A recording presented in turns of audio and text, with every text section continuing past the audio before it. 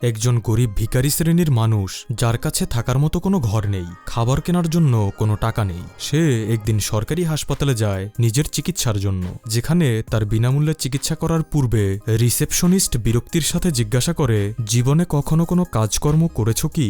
গরিব লোকটি বলে, জি করেছি। রিসেপশনিস্ট বলে, বেতন কত পেতে? লোকটা বলে, এটা জানা কি জরুরি? রিসেপশনিস্ট বলে, যা বলছি তার উত্তর দাও। গরিব লোকটি বলে, আমার লাস্ট স্যালারি ছিল 15 কোটি টাকা। অবিশ্বাস্য এবং অকল্পনীয় এই ঘটনাটি একটি সত্যি ঘটনা, যা ঘটেছিল কারবাগ কোম্পানির মালিক টনি রোজের সাথে। মূলত তার কারবাগ কোম্পানি ভেহিকেল ট্র্যাকিং সিস্টেম নিয়ে কাজ করত, মানে কোনো কার বা ব্যক্তিকে ট্র্যাক করত, আর এটি গুগল ম্যাপ আসার আগের কোম্পানি। কিন্তু কিছু সময়ের মাঝে তার এই কোম্পানি ফেল করে। মাল্টিমিলিয়নার টনি রোজের জীবনে ধ্বংস নেমে আসে, আর তার ওয়াইফ তাকে ডিভোর্স দিয়ে একটি যুবক ছেলেকে বিয়ে করে। বয়সের কারণে তিনি এখন কোনো কাজই করতে পারেন না, আর তার সব টাকা পুরোপুরি শেষ হয়ে গেছে। বাঁচার জন্য তিনি একটি পুরনো বাসকে নিজের ঘর বানিয়ে থাকছেন। টনি রোজ বলেন, আগে আমার অনেক বন্ধু ছিল, কারণ আমার কাছে প্রচুর টাকা ছিল। আজ কোনো বন্ধু নেই, কারণ আমার কাছে কোনো টাকাও নেই। নিশ্চয়ই আপনার মনে প্রশ্ন জাগছে, এত টাকা থাকা সত্ত্বেও তিনি কিভাবে এতটা গরিব হয়ে গেলেন যে শেষ বয়সে তার কাছে থাকার মতো একটি ঘর পর্যন্ত নেই? ওয়েল, শুধু তিনিই নয়, তার মতো এমন আরও অনেক উদাহরণ রয়েছে যারা নিজের টাকাকে সঠিকভাবে ম্যানেজ করতে পারেননি, ভুলভাল অ্যাসেটের পেছনে নষ্ট করেছে, এবং তাদের শেষ পরিণতি অনেক ভয়াবহ হয়েছে।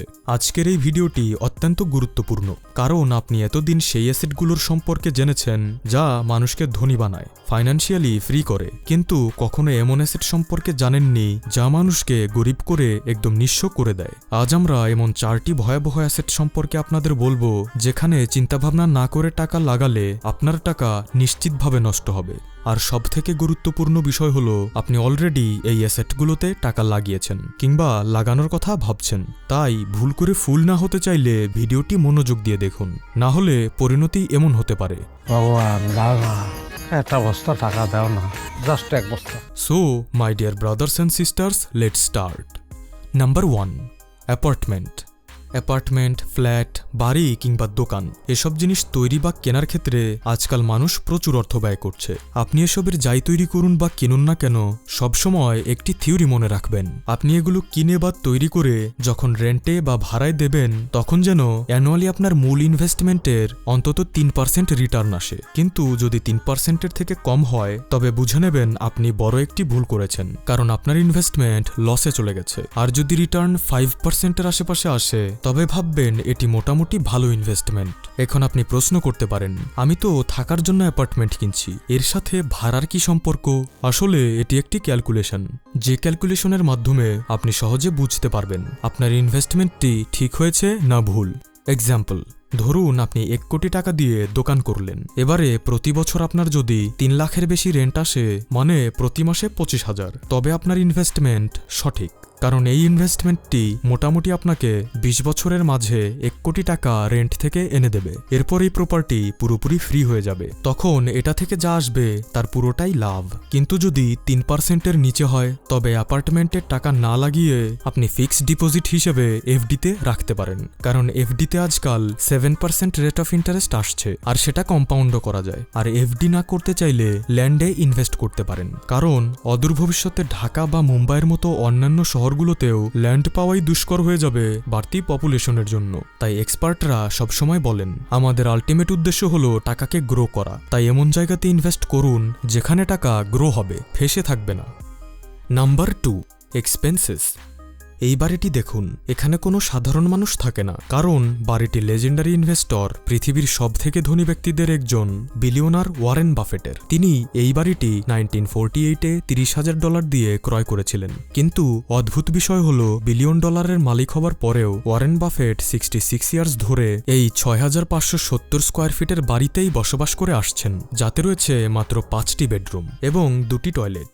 বলতে গেলে শুধু তার বাড়ি নয়, তার পুরো লাইফস্টাইল একজন সাধারণ সাধারণ মিডল ক্লাসের মতো। অথচ আমাদের দেশ আজকাল স্টেটাস ড্রিভেন সোসাইটিতে পরিণত হয়ে গেছে, যেখানে বেশিরভাগ মানুষ কোনো দামি জিনিস তার প্রয়োজনের জন্য নয়, বরং শো অফ করার জন্য কেনে। এমনকি একটি রিসার্চ অনুসারে আমাদের দেশের 75% মানুষ ঘুরতে যায় নতুন কোনো জায়গা এক্সপ্লোর করার জন্য নয়, বরং সোশ্যাল স্ট্যাটাস মেনটেন করার জন্য। আর এই শো অফ করার নকল দুনিয়ায় টাকা থাকুক আর না থাকুক, কে কোনটা কিনে কার থেকে নিজেকে বেশি ধনী দেখাবে সেটা নিয়ে ব্যস্ত। এমনকি মানুষ লোন নিয়েও বাড়ি করছে, গাড়ি কিনছে, দামি দামি ফার্নিচার কিনছে, বিভিন্ন ইলেকট্রনিক আইটেম কিনছে, আর সে ভাবছে এগুলো তার অ্যাসেট। বাস্তবতা হলো এসব জিনিস শোরুম থেকে বের করার পর এর মূল্য প্রায় অর্ধেকে নেমে আসে। আপনি বিশ্বাস করতে চাইবেন না, আজকাল মানুষ 1-2 লাখ টাকা দিয়ে কেবল শোবার জন্য একটি বেড কিনছে। আর দামি দামি ইলেকট্রনিক আইটেম কেনাটা তো বর্তমানে ট্রেন্ডে পরিণত হয়ে গেছে। আর এসবের চক্করে পড়ে মানুষ বেহিসাবিভাবে প্রচুর টাকা নষ্ট করে ফেলছে, যা থেকে ভবিষ্যতে কোনো রিটার্ন আসা তো দূরের কথা, বরং কিছু সময় পর পর নিজের পকেটের টাকা দিয়ে এগুলো রিপেয়ার করাতে হবে। শো অফ করার এই নকল দুনিয়া মানুষের মাঝে হিংসা বিদ্বেষ অহংকারেরও জন্ম দিচ্ছে। এমনকি ফেসবুক 2019-এ নিজেদের একটি রিসার্চ থেকে জানতে পারে সাউথ এশিয়ার ইন্ডিয়া বাংলাদেশের মতো কান্ট্রির মানুষ অন্যের ফেসবুক পোস্টে বেশি লাইক দেখেও হিংসা করে। বিষয়টি জানার পর ফেসবুক কর্তৃপক্ষ ফেসবুক থেকে লাইক কাউন্ট হাইড করার ফিচার অ্যাড করে। Number 3, bank.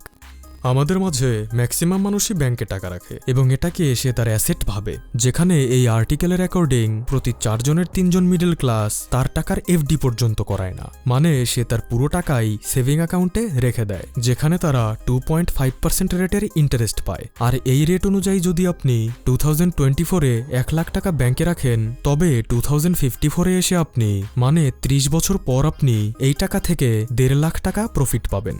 আর এক্সপার্টরা সবসময় বলেন আপনার ইনভেস্টমেন্ট থেকে যদি 3%-এর নিচে রিটার্ন আসে তবে সেই ইনভেস্টমেন্ট ভ্যালুলেস।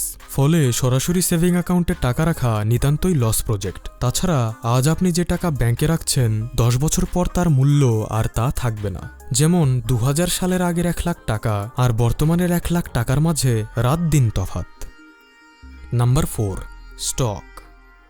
বর্তমানে আপনি অসংখ্য মানুষকে দেখতে পাবেন যারা স্টক ইনভেস্টমেন্টের কথা বলছে। ফেসবুক, ইনস্টাগ্রাম এর মতো জায়গাতেও এই বিষয়ে প্রচুর ভিডিও পাবেন। অনেক টিভি শোতেও এসব বিষয়ে কথা বলতে দেখবেন। আসলে এদের কাজ টকিং আপ করা, মানে তাদের কাছে যে স্টক আছে তার বিষয়ে এত বেশি বেশি বলা যেন সবাই তা কিনতে আগ্রহী হয় এবং তাদের শেয়ারের ভ্যালু বেড়ে যায়। এরপর তারা সেই শেয়ারকে বিক্রি করে নিজেদের লাভ বুঝে নিতে পারে। অনেকেই এই জালে পড়ে নিজের প্রচুর টাকা নষ্ট করে ফেলে। তাই যতক্ষণ না আপনি স্টক মার্কেটের বিষয়ে যথেষ্ট জ্ঞান রাখছেন, ততক্ষণ এই সমস্ত রিস্ক সহ স্টক মার্কেটের যে কোনো ইনভেস্টমেন্ট থেকে দূরে থাকবেন। আর ইনভেস্ট করলেও এত সামান্য পরিমাণ করুন যেন তা লসে গেলেও আপনার বিশেষ কোনো ক্ষতি না হয়। তো এই ছিল আমাদের আজকের আয়োজন। ভিডিওটি ভালো লাগলে লাইক করবেন, কমেন্টে আপনার মতামত জানাবেন, আর ফাইন্যান্সিয়ালি ফ্রি হতে ভগবানের কাছে 1 বস্তা টাকা না চেয়ে এসএসএস মোটিভেশন চ্যানেলটি সাবস্ক্রাইব করবেন। ধন্যবাদ।